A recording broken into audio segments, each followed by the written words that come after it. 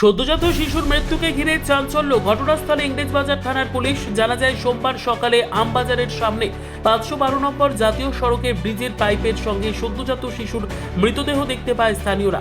শিশুকে দেখতে ভিড় জমে ব্রিজে যানজটের সৃষ্টি হয়। খবর পেয়ে ঘটনাস্থলে পৌঁছয় ইংরেজবাজার থানার পুলিশ এবং মৃত সদ্যজাত শিশুটিকে উদ্ধার করে ময়না তদন্তে পাঠায় মালদা মেডিকেল কলেজ ও হাসপাতালে। স্থানীয়দের দাবি, এই এলাকায় বহু নার্সিংহোম আছে, মাঝে মধ্যে এই ধরনের ঘটনা ঘটে।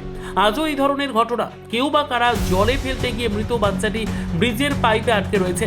পুলিশের কাছে আবেদন, এই ধরনের ঘটনার সঙ্গে যারা যুক্ত এলাকার সিসিটিভি ফুটেজ দেখে তাদের চিহ্নিত করে উপযুক্ত ব্যবস্থা গ্রহণ করা হোক, কারণ এই ধরনের ঘটনা সমাজের ব্যাধি রূপে পরিণত হয়। দেখলাম বলতে, যে পরিস্থিতিতে বাচ্চাটা পড়ে রয়েছে, একজন মা তার কিভাবে পারে, একজন মা সত্যিকারের যে জন্মদাতা, সে কি করে পারে এই ধরনের শিশুদের ফেলে দেওয়ার জন্য, বা কেনই বা নার্সিংহোমগুলো এইরকম পরিস্থিতিতে একটা শিশুকে বাইরে ফেলতে পারে। এটা তো জঘন্যতম কাজ, সমাজের জঘন্যতম এটা একটা কাজ।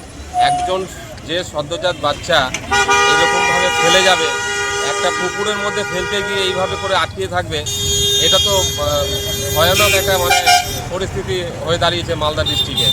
পাশেই দুটো নার্সিংহোম আছে, তো জানি না যে কি প্রশাসন এটাকে কি ব্যবস্থা করবে, এবং সাজা কঠোরভাবে হওয়া উচিত। যদি সিসিটিভি ফুটেজ দেখতে পাই যে কে ফেলেছে, কে দাঁড়িয়েছিল ব্রিজে, সম্পূর্ণ ফুটেজে চলে আসতে পারে। কি অবস্থায় পড়ে রয়েছে? খুব জঘন্যতম, একদম পাইপে আটকে আছে একটা সদ্যজাত শিশু। একদম যে ফেলেছে বা যে করেছে কাজটা, এত জঘন্যতম কাজ, যে উপযুক্ত সাজা পাওয়া উচিত।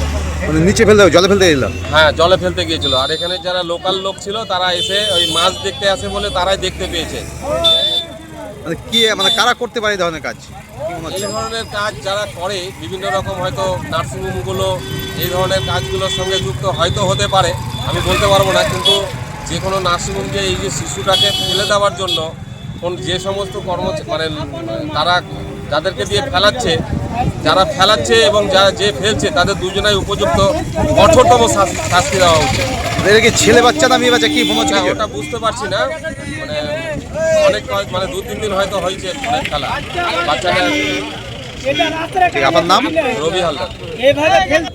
এটা আমবাজার মোড়, ইডেন আর হচ্ছে ইডেন। ব্যুরো রিপোর্ট, উত্তর বাংলা সংবাদ।